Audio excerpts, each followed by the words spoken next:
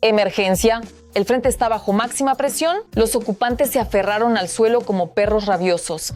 La batalla principal por Pokrovsk está por venir. Video. La situación en la zona de Zaporizhia está al borde del abismo. Los nuestros dan lo mejor de sí. Drones atacan una ubicación secreta rusa. La flota aérea de Putin se está desmoronando. Ha comenzado aquello que el dictador temía. Todo esto en nuestro programa Punto Infernal. Ahora mismo hay una intensificación de los combates. Ha llegado el momento decisivo en el sector de Zaporizhia del frente. El ejército de Putin avanzó. Las fuerzas ucranianas respondieron con contundencia. Golpes precisos, órdenes claras. Nada de pánico. Nuestros cazadores nocturnos entraron en combate. La legendaria tecnología ya apodada el vampiro cambió la situación al instante. La concentración enemiga ardió antes del amanecer. El avance ha sido detenido, pero los combates no cesan. Más detalles sobre la situación operativa directamente desde el frente en el siguiente reportaje. Esto es justo como empezó, directamente de la mente. Esto acaba de suceder, porque no los veíamos. Al sureste de Orikhiv, sobre la ciudad misma, esta es la imagen las 24 horas del día. Estalla ahora mismo. Aquí la artillería pesada estuvo trabajando a unos 300 metros. Primero en un solo punto cayeron unos 8 proyectiles y también llegan los FPV. A una distancia de 10, 15, 20 kilómetros, los drones kamikaze enemigos entran en Zaporizhia constantemente, tanto de día como de noche. Antes llegaban hasta Danilivka, ahora hasta Orikhiv. Hace unos 2 meses, mes y medio más o menos. A veces se logra interceptar la señal de un FPV ruso, y eso es una oportunidad para bloquearla antes del ataque. O le dispararán a la antena. Ese es el trabajo de las unidades ucranianas de guerra radioelectrónica. La principal tarea de estos soldados de la 118ª mecanizada es bombardear. Aquí tengo las bombas en esta caja. Mecheros, hay que atar varios juntos para que estén listos para lanzar. Cuando se necesita una carga hueca, cuando se necesita algo de fragmentación, cuando se necesita una FAB, cuando se necesita un mechero, lo que sea que haga falta. Ellos son del Sirius, el batallón de sistemas no tripulados de la 118ª Brigada. Admiten que tienen mucha y muy variada experiencia de combate a sus espaldas. Esta es mi 4ª posición en la que trabajamos, en casi un año, por decirlo así. Todas las posiciones anteriores fueron destruidas por drones. Juntos son la tripulación de la compañía de bombarderos Sirius. Vampiros, probablemente ya llevamos unos 8 o 9 meses. En general ya hemos volado bastante con drones. Su herramienta de trabajo es este dron multirotor Vampiro. Es bastante caro.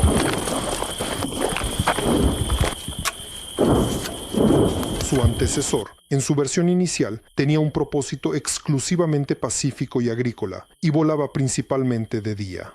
Desde entonces, los vampiros han ampliado significativamente sus capacidades de combate. En esta posición la mina se fija al lateral. Por ejemplo, ayer lanzamos agua a los chicos. Así que ahora somos más la parte de combate de nuestra compañía. Realizamos ataques, colocamos minas, desmontamos todo tipo de refugios.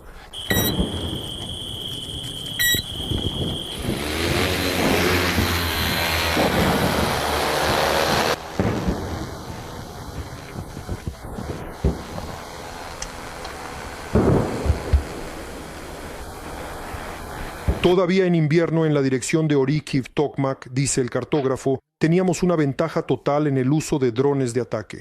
Pero desde entonces la situación ha cambiado. A finales del año pasado, en invierno, teníamos una ventaja total en el llamado pequeño cielo, en drones.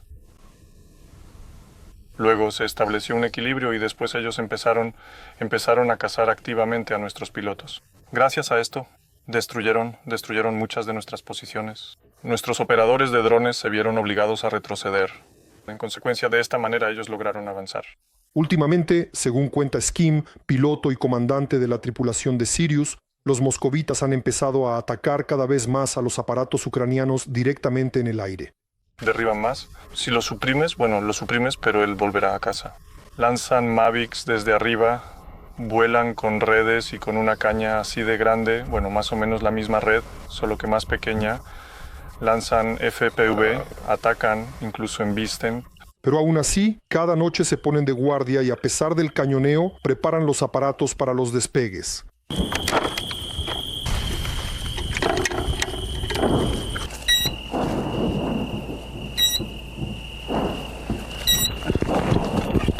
y a pesar de los obstáculos intentan llegar hasta los objetivos. Una misión de bombardeo, ¿verdad? Sí, así es. ¿Cuál es el objetivo ahora? Un búnker, una posición temporal, un refugio donde intentan acumularse. Vamos, lánzalo, vamos, lánzalo. Eso es, lánzalo. Vamos. Justo debajo del búnker, hacia adentro, sí. Ahora la mayoría de las veces vuelan hacia Mala Tokmachka. Allí, entre Verbove y Bilogiria, pequeños grupos de infantería enemiga a lo largo de la carretera N08 intentan abrirse paso desde el flanco este hacia Orikiv. La infantería, ellos entran más o menos hasta el borde del pueblo, hasta el vecino, y luego ya intentan infiltrarse a pie, o una madriguera o un búnker. Bueno, ahí donde ya es difícil alcanzarlos. Bueno, entonces ya les llega el vampiro. Vid ya dijo, de los nuestros, todo está bien. En gran parte gracias al trabajo ininterrumpido de las tripulaciones del batallón Sirius de la 118 mecanizada, no logran romper el frente hacia Orikiv desde el flanco este de los moscovitas. Militar ucraniano, todo listo, estamos armados. Lo anotó y luego se fue. Conductor del Kamaz, se fue con el Kamaz, maldito Kamaz. Es un peligro muy serio. Militar ucraniano. Yo diría que ahora la línea del frente es más estática. Narrador. Desde el sector sur del frente en Zaporilla, Oleksandr Motorny, Oleksandr Shilyan y Vitaly Ovsialnikov. TSN 1+1. Maratón, Noticias Unidas. Narradora, Rusia tiembla. Drones furiosos destruyen objetivos importantes y solo dejan recuerdos tras de sí. La táctica de los nuestros impresiona. El ferrocarril se ha convertido en una trampa para el enemigo. Los trenes descarrilan, los aviones quedan suspendidos en el aire. Este golpe a la arteria de Putin podría ser el definitivo. El pánico, como una nube negra, se cierne sobre los rusos. ¿Se quejan y lamentan? ¿Qué dice la parte ucraniana sobre la venganza y si debemos esperar una nueva derrota ya mañana? Lo contaremos en el siguiente reportaje. Portavoz rusa. En la última semana, grupos de drones ucranianos atacaron simultáneamente varias regiones de la Federación Rusa y la Crimea temporalmente ocupada. Se registraron impactos masivos en una empresa militar en la región de Tula y hubo incendios en Smolensk. Y en Belgorod, los restos de un dron derribado mataron a un habitante local. Las autoridades rusas, como de costumbre, negaron los hechos de los impactos. Corresponsal, estas son consecuencias económicas y el desarrollo de ataques de pánico en el enemigo, lo cual nos favorece mucho. Y de la misma manera podemos avivar diferentes ánimos de protesta en Rusia y de nuevo esto afecta a la economía porque es una historia con muchos componentes. Por ejemplo, funciona en base a varios factores. Hay ataques logísticos, hay ataques físicos y hay ciberataques. Portavoz rusa. Además, especialistas de la inteligencia militar ucraniana realizaron un ciberataque contra la empresa rusa Gazprom, que causó pérdidas de decenas de millones de dólares al sector energético enemigo. Pérdidas similares se producen por el cierre de aeropuertos civiles. El aeropuerto de Púlkovo, en San Petersburgo, estuvo cerrado toda la noche debido al plan Alfombra. En los aeropuertos moscovitas de Domodedovo, Sheremetyevo, Vnukovo y Chukovsky se impusieron restricciones para el despegue y aterrizaje de aviones. También se aplicaron restricciones en los aeropuertos de Yaroslavl, Nizhny Novgorod y Kaluga. Mikhailo Podolyak. Por supuesto, esto, en primer lugar, genera pérdidas en sectores relacionados. Ahora mismo es imposible calcularlas. Es decir, lo que mencioné se refiere exclusivamente al componente aeronáutico. Y además, por supuesto, está el nivel de descontento directo de los ciudadanos, porque cada día decenas de miles de pasajeros rusos se quedan en los aeropuertos. Hoy en día, ni las aerolíneas ni el personal de los aeropuertos pueden resolver esta situación. Portavoz rusa. Solo en 2 días, del 19 al 21 de julio, los rusos se vieron obligados a retrasar o cancelar más de 1000 vuelos. Según los informes de Rosaviatsia, debido al ataque de los drones ucranianos, 134 aviones fueron desviados a aeródromos alternativos. No es la primera vez que Rusia se enfrenta a interrupciones en el tráfico aéreo debido a los ataques de drones. Mikhailo Podolyak. Algunos aeródromos, creo que Kaluga, permanecen sin funcionar durante 20, 30 horas o incluso más, y eso son pérdidas enormes. Solo un día de inactividad de los aeropuertos en la parte europea causa a la Federación Rusa pérdidas de 20.000 millones de rublos. Portavoz rusa. También se han realizado ataques contra la infraestructura ferroviaria. En la región de Rostov se detuvo el movimiento de trenes, tanto de transporte de pasajeros como de convoyes militares. nuestros drones de ataque atacaron un importante nudo ferroviario en la localidad de Kamenolomny. Precisamente por esta estación pasaban los trenes con carga militar que se dirigían a los territorios ocupados de Ucrania. Corresponsal. Esta es una historia compleja que consiste, ante todo, en dejar fuera de servicio las cadenas de logística rusa, el suministro y transporte de personal, el suministro y transporte de armas y el suministro y transporte de esos mismos Shaheds. Portavoz rusa. Ucrania sigue aumentando su capacidad de producción de drones. Por su parte, la Federación Rusa no muestra intención de desescalar. Por eso, los expertos pronostican un aumento en la cantidad de ataques masivos con drones contra objetivos militares del enemigo. Ruslana Sushko, Igor Tkach, canal de televisión Rada, para el resumen Yedini Holovne. Locutora. Urgente, algo ha sucedido en Pokrovsk.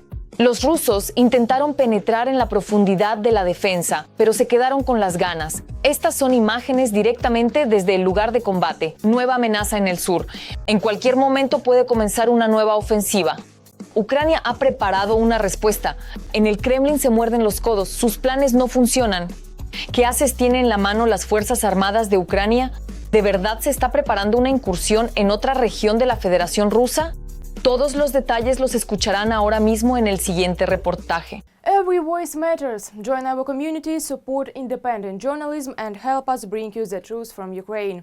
Become a member of Ukraine today. Join us now. Locutor, más de 60 veces en las últimas 24 horas los rusos intentaron abrirse paso hacia Pokrovsk. Según las estimaciones preliminares, en estos asaltos fueron eliminadas más de 200 personas. Ruso. Y la situación es muy complicada porque el enemigo intenta desesperadamente lograr el máximo resultado con las fuerzas y medios que tiene, y al mismo tiempo lo que también genera especial preocupación es que el enemigo avanza hacia el este en dirección a Konstantinivka, avanzando hacia Popovyar y Ruseña. Esto indica que el enemigo está invirtiendo en este impulso ofensivo el máximo de sus recursos, el máximo de su potencial de combate, y para poder contenerlo necesitamos mostrar una resistencia excepcional y una tensión colosal de todos los recursos que tenemos a nuestra disposición. Locutor. Al mismo tiempo, una de las DRG de los ocupantes ha causado bastante revuelo en la prensa. Se sabe que 3 grupos en vehículos blindados lograron entrar en las afueras de la ciudad. Se informa que la DRG fue detectada, parcialmente destruida y los que sobrevivieron fueron capturados. Además, según los analistas, realmente no había una expectativa especial de éxito, ya que el grupo prácticamente no contaba con apoyo de artillería ni de drones. Fueron, como se suele decir, a la suerte, que por fortuna se quedó del lado de las Fuerzas Armadas de Ucrania. Ruso, no pueden causar un daño especialmente grande. Entonces ellos inician algunos enfrentamientos, disparan contra las posiciones Dmitro Havrilyuk, la posición de las tropas defensoras, es decir, de las Fuerzas Armadas de Ucrania, y generan intentan sembrar pánico, intentan introducir caos en el orden defensivo y en consecuencia deben ser eliminados. En general, estas personas de esos grupos son en realidad suicidas, porque al encontrarse en la ciudad, ese grupo inevitablemente queda rodeado. Y su destino es triste. Locutor, en el sur de Ucrania, los ocupantes han tenido un éxito menor en la zona de Mala Tokmachka, en Zaporizhia. En la región de Jersón, en cambio, los asaltos de Rusia solo terminaron en pérdidas para los rusos. Al mismo tiempo, los expertos dicen que Moscú estuvo preparando reservas durante mucho tiempo en el sur ocupado y pronto quedará claro en qué dirección planean utilizarlas. Andriy Koval, esta semana esperamos precisamente el traslado que mostrará para qué se están preparando los rusos. Es decir, ahora tienen estos recursos y sus unidades que están allí estacionadas y deben retirarlas y tras finalizar la preparación, trasladarlas a la línea del frente. No las llevan muy lejos. Esto puede ser o bien Zaporilla o bien el norte de la región de Donetsk. De hecho, lo que más nos interesa es cuál será el punto donde van a concentrar el máximo de sus esfuerzos. Locutor, últimamente también se ha intensificado la dirección de Sumy. Allí, tradicionalmente, los principales combates se libran por el asentamiento de Vovchansk. Anatoly Koval. En este momento el enemigo se aprovecha de que aquí hay reservas naturales, se aprovecha de que hay grandes plantaciones forestales, bosques extensos, bosques mixtos, en los que es muy difícil observar los movimientos. Por eso el enemigo intenta en la zona de Vovchansk, en las afueras de la ciudad, hacer todo lo posible para avanzar precisamente en la zona boscosa. Pero nuevamente, las fuerzas de defensa están trabajando para bloquear al enemigo. No hay avances significativos en el campo de batalla. Locutor. El avance de los rusos también se ha detenido en la zona del pueblo de Milove. Allí, gracias a la propaganda rusa, se suponía que se abriría un nuevo frente en la región de Kharkov. Sin embargo, según informa el ejército ucraniano, el enemigo no ha tenido ningún éxito durante una semana, perdiendo soldados en vano en sus intentos de avanzar. Anatoly Koval, lo han arrastrado a ese saco que ahora es el más cómodo para nuestra defensa y se está llevando a cabo un trabajo sistemático para destruir al enemigo, de modo que no pueda ampliar ese puente de avance. Narrador. Al mismo tiempo, en el contexto de los recientes rumores sobre la conversación entre Trump y Zelensky, las versiones de que las Fuerzas Armadas de Ucrania pronto avanzarán no parecen infundadas. De esto ya se habla abiertamente en la Duma estatal rusa. Y según los expertos del Estado Mayor, un escenario así es completamente realista y ya se está considerando para este año. Sergei Guriev, Ucrania está considerando la posibilidad de preparar acciones ofensivas. Aquí no se trata de una contraofensiva, sino de una ofensiva que debería llevar a la derrota del enemigo en el frente sur y a la posterior pérdida de Crimea. En caso de que las fuerzas de defensa ucranianas lleguen a la costa del Mar de Azov, el destino de Crimea se decidirá en 2 o 3 meses. Estos son hechos evidentes, y por extraño que parezca hoy lo estamos considerando. Narrador. Al mismo tiempo, por supuesto, nadie habla oficialmente de una ofensiva. El mando ucraniano ya ha trabajado en corregir los errores. Y ahora, tanto la dirección del ataque como su inicio, Rusia los descubre en tiempo real. Narradora, el colapso de la aviación rusa. Los aviones caen uno tras otro. El enemigo ha empezado a tener problemas serios. Ya no se puede ocultar esto tras el típico "la situación está bajo control". Todo es por la guerra. Faltan detalles, los aviones se desploman en pleno vuelo. El enemigo intenta resistir con todas sus fuerzas, pero en vano. La cantidad de aviones perdidos es simplemente impresionante. Las previsiones son impactantes.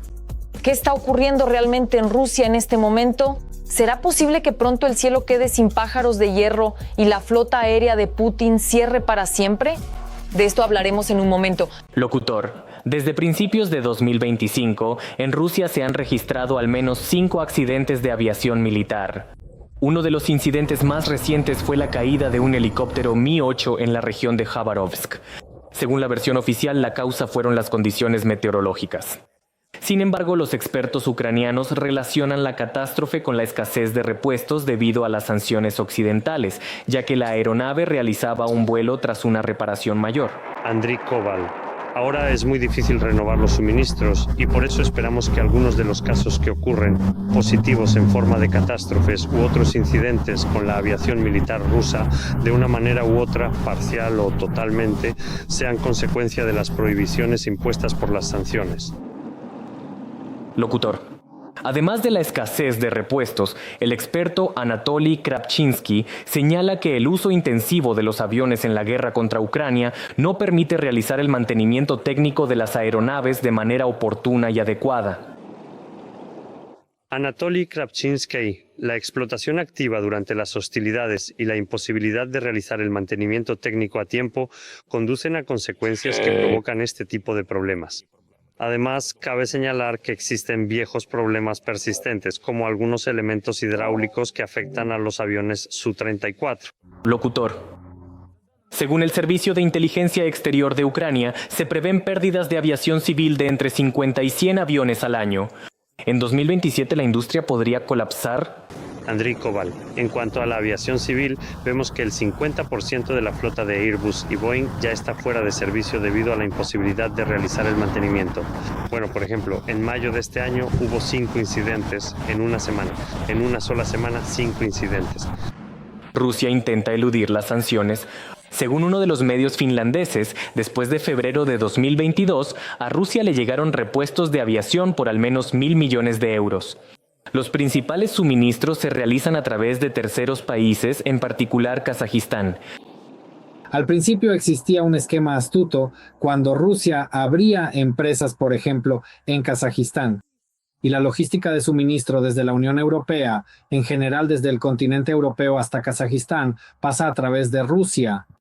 Y Rusia tranquilamente compraba estos productos a empresas kazajas, pero nunca llegaban a ellas. La Unión Europea entendió esto y por eso añadió a las sanciones la prohibición del tránsito de productos sancionados. Antes de la invasión a gran escala, Rusia utilizaba activamente el arrendamiento húmedo, alquilaba aviones en la UE y los operaba bajo su propia marca.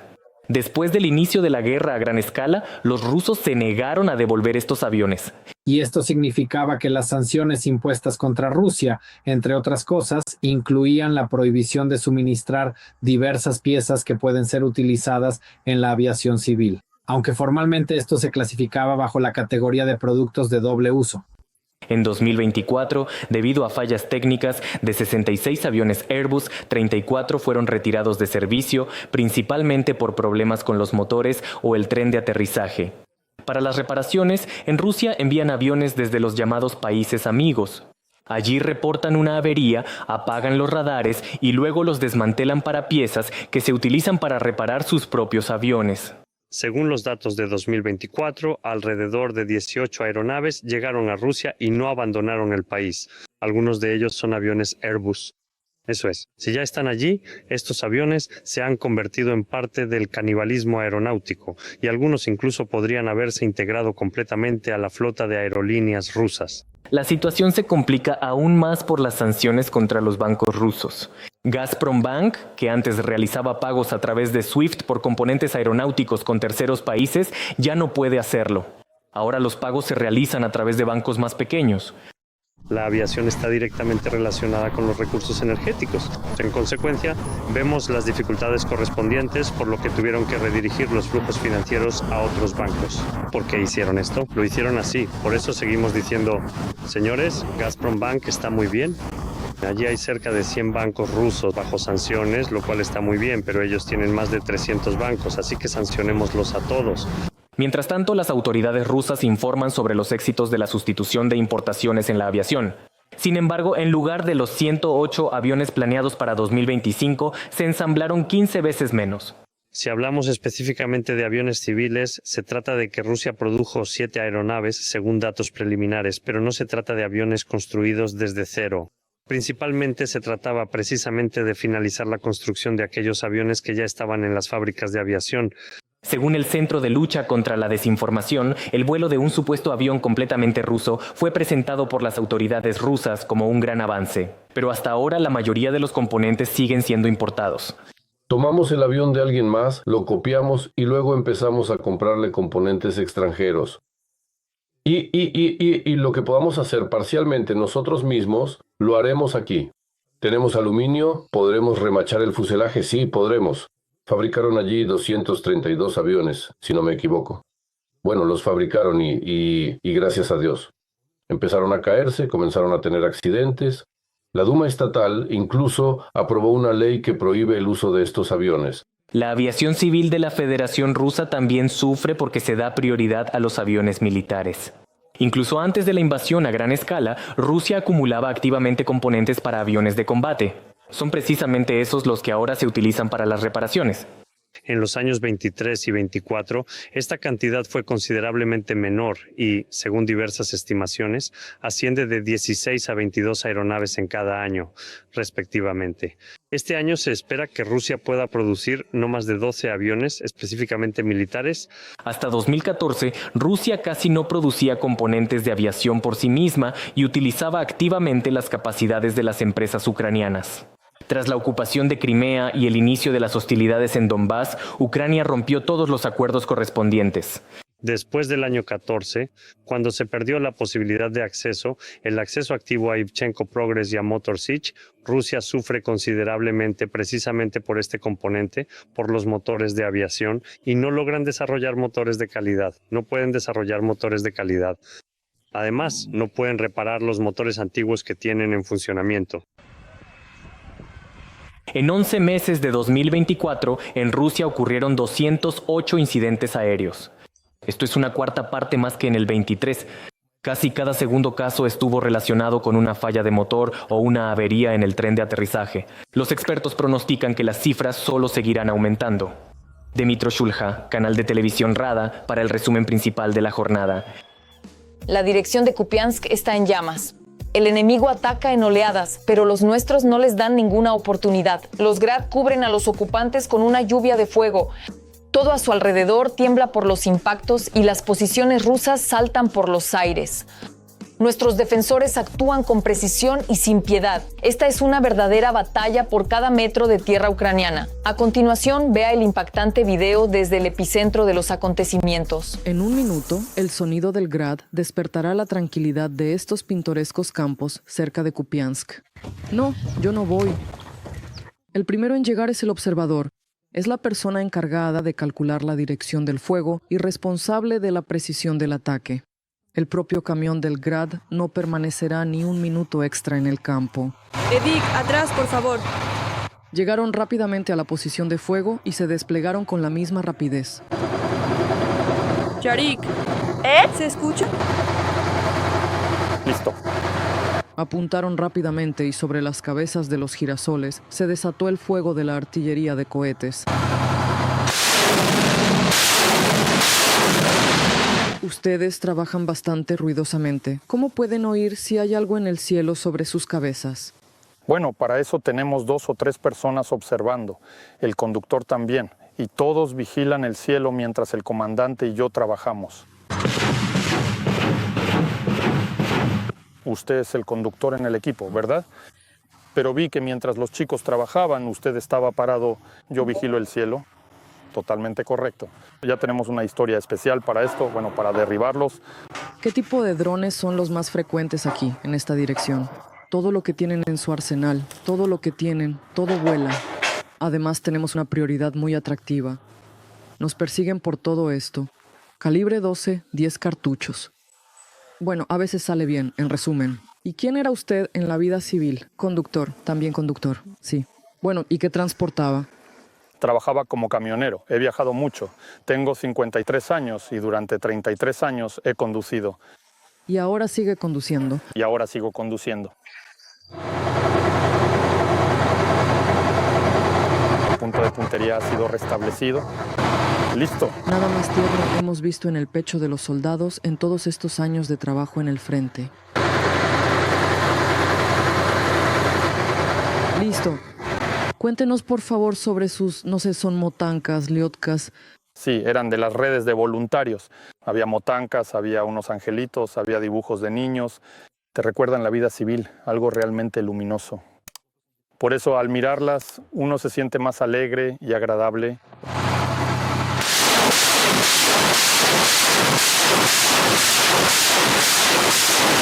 Son los niños quienes nos recogen las redes en las escuelas. Allí las tejen. Y por supuesto, con cada paquete de voluntarios que nos llega, siempre viene algún juguete, uno infantil. Yo los cuelgo allí, en mi lugar. Se ve sumamente contrastante con lo que usted hace cuando trabaja. Bueno, en algún lado tiene que haber algo positivo. ¿Qué le aporta esto a usted cuando se lo pone y se ve a sí mismo? Bueno, yo como que entiendo por quién estamos allí, digamos, haciendo este trabajo, defendiendo nuestros territorios de los orcos. Combate. Combate. Hoy trabajamos en la plantación donde se había concentrado el enemigo. Por lo general, esto significa preparación para el asalto, lo saben los artilleros. Sí, los oficiales informaron que hubo impactos. Bueno, estuvo bien. Así que espantamos un poco a esos idiotas y los espantan seguido.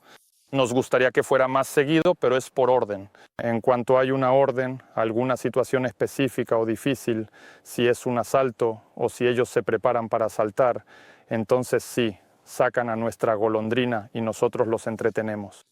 ¿Con qué frecuencia los rusos lanzan asaltos aquí y les toca espantarlos? Bueno, en realidad los asaltos no se detienen.